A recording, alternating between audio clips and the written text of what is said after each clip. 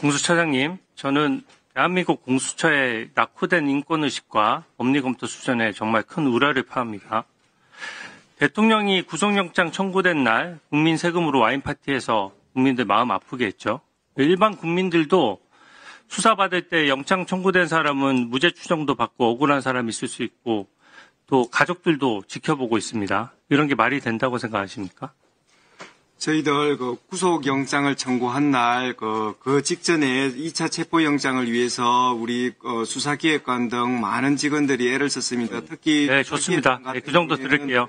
버스 밑으로 아니 애를 썼다고 해서 구속영장 청구한 날 했다는 게 말이 그걸 변명한다는 것 자체가 저는 인권의식의 수준을 보여준다라고 생각하고요. 아까 공수처장님 스스로가 박한수에 대해서 관할 오류로 중앙지법에 청구했다라고 했습니다. 이 중요 사건에서 관할 오류가 있었다는 걸 스스로 인정하고 있는 거고요. 이상민 장관 케이스도 마찬가지예요. 사건을 가져갔는데 한 달 동안 아무것도 안 하다가 경찰에 슬그머니 내려보냈습니다. 수사권이 없다고 판단했기 때문으로 보여져요. 또 무엇보다 대통령은 직권남용 내란죄 수사권이 없는데 공수처가 끼어들면서 이런 문제들이 야기가 된 것입니다. 아까 공수처장께서는 서부지법에서 체포 구속영장 발부받았기 때문에 정당하다 이렇게 말하는데 저는 전혀 그렇게 생각하지 않습니다.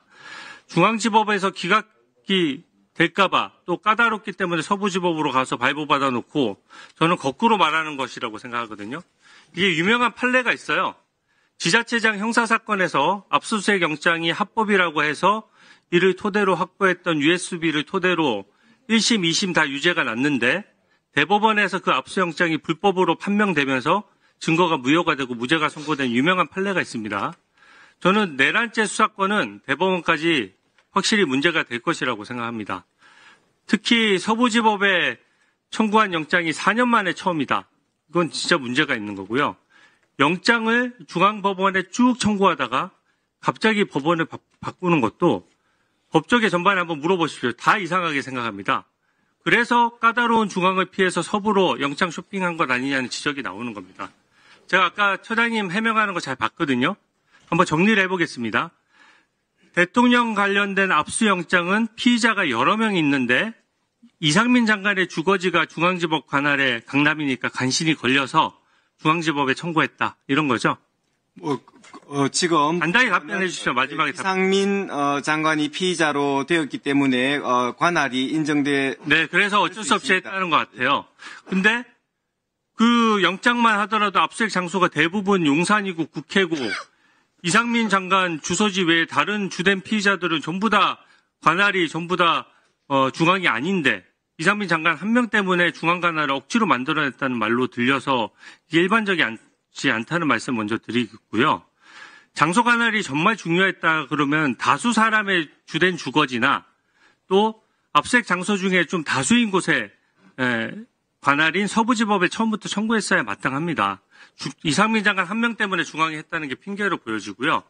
또 보니까 윤석열 대통령은 주소지와 범죄지가 모두 서부지법 관할이어서 어쩔 수 없이 서부지법에 청구했다. 이런 지금 입장이시죠? 그죠? 네, 지금 윤석열 간단히만 말씀하세요. 해서 체포영장을 청구함에 있어서는 지금 중앙법원의 관할이 있나? 하나만 물어보겠습니다. 형사소송법도 여러 가지 관할이 있어요. 네. 공범관계에 있는 사람이 관할이 있으면 관련 관할이 생기는 겁니다. 그 형사소송법 원칙 아닙니까? 맞습니다. 그러면 윤석열 대통령은 딱 서부지법에만 관할이 있는 겁니까? 아니면 중앙과 서부에 둘 다 관할이 있는 것입니까? 서부법원에 제일 먼저 그 관할이 있고요. 그 다음에 국회가 또 범죄지인. 아니, 먼저라는 개념이 없죠. 중앙에만, 서부에만 가능한 겁니까? 아니면 중앙과 서부에 둘 다 가능한 것입니까? 지금 간단한 질문이지 않습니까? 지금 중앙법원 같은 경우에는 피의자가 지금 이상민 장관이 포함되어 있을 때는 중앙법원에 관할이 생기지만 지금 범죄지나 피의자의 소재지. 그러니까 중앙 서부에 둘 다 관할이 있는 거예요? 하면 지금 중앙법원에 그 관할이 생기는 것은 그때 피의자로 들어간 이상민 장관이 포함될 때는 관할이 생깁니다. 그러면 이상민 장관의 포함 여부에 따라 딱딱 바뀐다는 이런 얘기는. 그렇지만은 저희들이 이제 그 이후에 이제 수사를 진행하면서 잠깐만요. 이상민 장관이 이제 그 타겟에서 제외되면서 저는 공수처장 해명이 진실에 기반하지 않고 순간순간 상황에 맞춰서 법리와 변명을 지어내고 있다고 생각하거든요. 5번 PPT 좀 띄워주세요. 5번 PPT 보시면은 이게 12월 6일자 김용현 장관에 대한 체포영장입니다. 그러면은 김용현 체포영장 저기 딱 보시다시피 중앙지방법원에 청구를 했어요. 주소지를 보면 서대문구로 되어 있습니다. 서대문구 어디 관할입니까? 서부지방법원 관할이죠? 네. 서부지방법원 관할이고 관저라고 하더라도 국방부 장관 관저는 용산에 있습니다. 그러면 아까 그 논리대로라고 하면 윤석열 대통령 그 주소지나 범죄지가 서부지법 관할이어서 어쩔 수 없이 청구했다라고 하면 지금 김용현 장관도 똑같은 상황이고 똑같이 주소지가 서부지방법원 관할인데 왜 김용현 전 장관은 12월 6일자로 중앙지방법원에 영장 청구했습니까? 지금 2024년 12월 6일자 그 김용현 피의자에 대한 체포영장은 지금 압수수색 영장 그 1권에 의해 가지고 한꺼번에 청구된 것입니다. 여러 피의자 그래서 압수영장이랑 같이 청구했기 때문에 체포영장을 청구했다는 얘기예요? 저희들은 그런 부분에 있어서 지금 법리적으로 말이 안 되죠. 자, 좋습니다. 중앙법원에 청구했습니다. PPT 6번 띄워주세요. 김용현 장관만 그런 게 아니에요. 여인양 방첩사령관 영장입니다. 12월 8일자에 청구했어요. 이거는 지금 그때도 이게 지금 중앙지방법원에 청구했는데 주소지 한번 보십시오. 과천시면 안양지청 관할 아닙니까?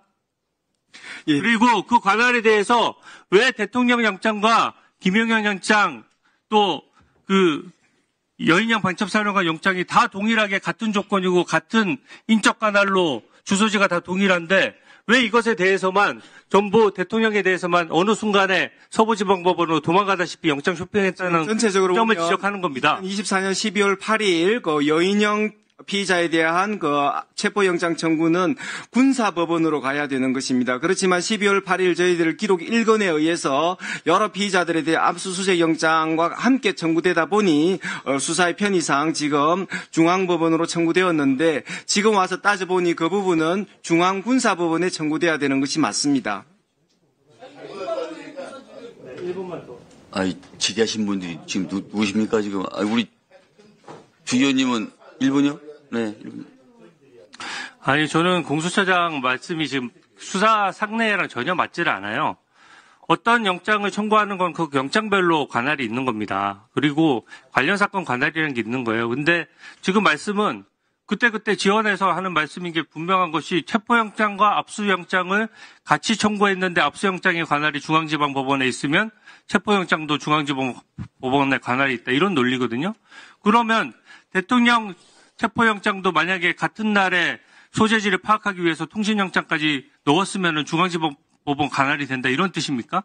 저는 이게 지금 체포영장과 압수영장은 다 각각 별개이고 또 이 김용현 장관이나 여인양 방첩사령관 보셨다시피 주소지를 기준으로 하는 것도 일관되지 않아요. 중앙에 계속 청구해 왔으면은 사건별로 관할이 있기 때문에 중앙에 계속 청구를 하는 겁니다.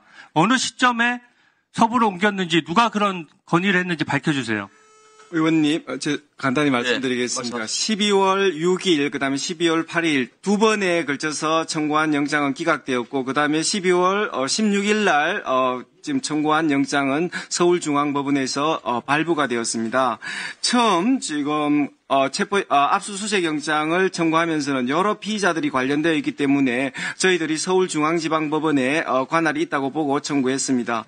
그 다음에 이제 피의자들이 나눠서 지금 여러 가지를 업무 처리함에 있어서 군인들이 문제되었을 때는 중앙군사법원에 했고요. 그 다음에 지금 김용현 피의자에 대한 체포영장은 동부법원에 청구했고요. 그 다음에 윤석열 대통령에 대한 체포영장은 지금 그 따져보면은 범죄지나 그 다음에 주소지가 지금 중앙법원에 지금 없게 됩니다. 그렇기 때문에 저희들이 여러 관할 정도가 제일 높은 서부법원에 청구하게 된 것입니다. 여러 가지 저희들이 처음에 의원님께서 정확하게 지적하셨듯이 서울중앙법원에는 청구에 군인도 들어가 있고 또 다소 좀 명확하지 않은 측면이 있지만은 그 뒤에 수사가 진행되면서 관할을 정확하게 정리해서 중앙군사법원에 갈 것은 중앙군사법원으로 그 다음에 서부법원, 동부법원 이렇게 나누어서 뒤로 갈수록 그 관할에 있어서 저희들이 적법 절차를 더 지켰다는 그런 말씀을 드립니다. 네, 수고하셨습니다. 자, 장동희 의원 질의해 주세요.